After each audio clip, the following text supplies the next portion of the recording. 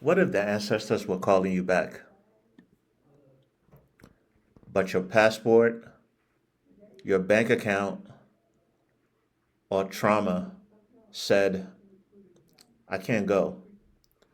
See, I've walked the streets of Accra, Second D in the Western region, and I've also seen people get emotional at the moment that their feet first touched African soil for the first time. But the truth is that most people will never get to go. And that's why I'm building a portal. For years, I posted videos of people reconnecting, first time travelers, people falling in love with Ghana, different parts of Africa, stories of African diasporans finally feeling seen again. Those videos weren't just content, they were healing. But in the comments, in the DMs that I would get from viewers, I kept hearing, I wish I could go, but I'm a single mom. I can't take time off work.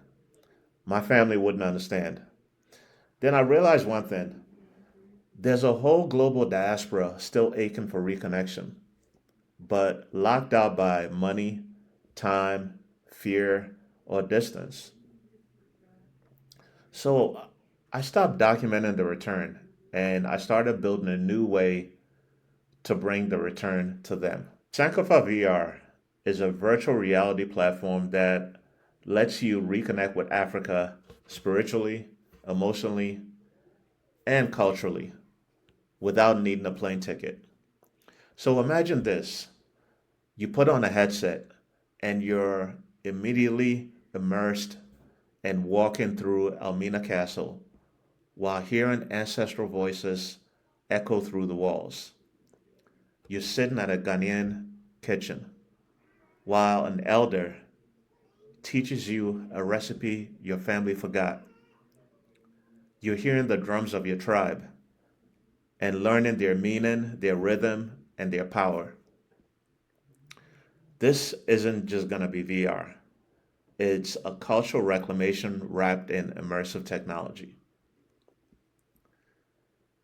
I grew up in Ghana, but spent most of my life here in the United States.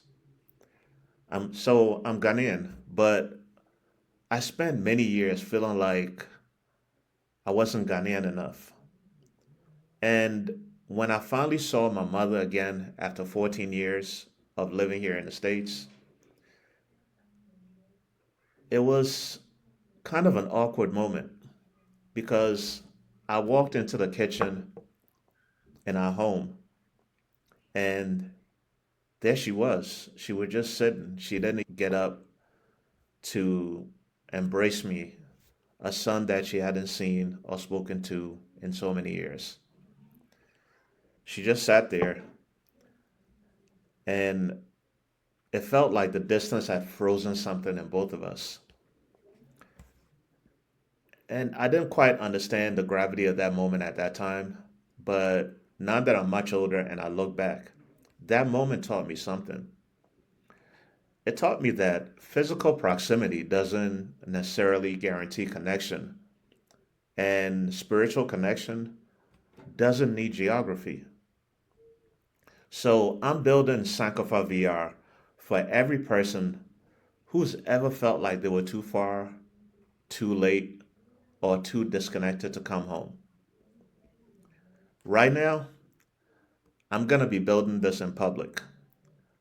We're going to be showing you the process, messy, raw, and real. So if you've ever felt or if you've ever been part of this journey since I was posting walkthroughs in Accra or just sitting in my office making videos, if you've ever felt that lump in your throat watching someone touch soul for the first time, then this is going to be your platform too. Join the Patreon, subscribe, be part of the tribe shaping Sanctify VR from the ground up. This is going to be built for the community, by the community. And in August, at a date to be announced later on, we go live with our Indiegogo campaign.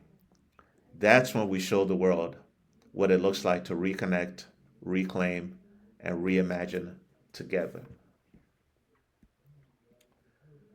Tell me in the comments what place, story, or moment you'd want to experience in VR if you couldn't physically go to Africa. I'm listening, I'm building, and I'm not disappearing again. I promise. This is Legacy Tech. This is Sankofa VR.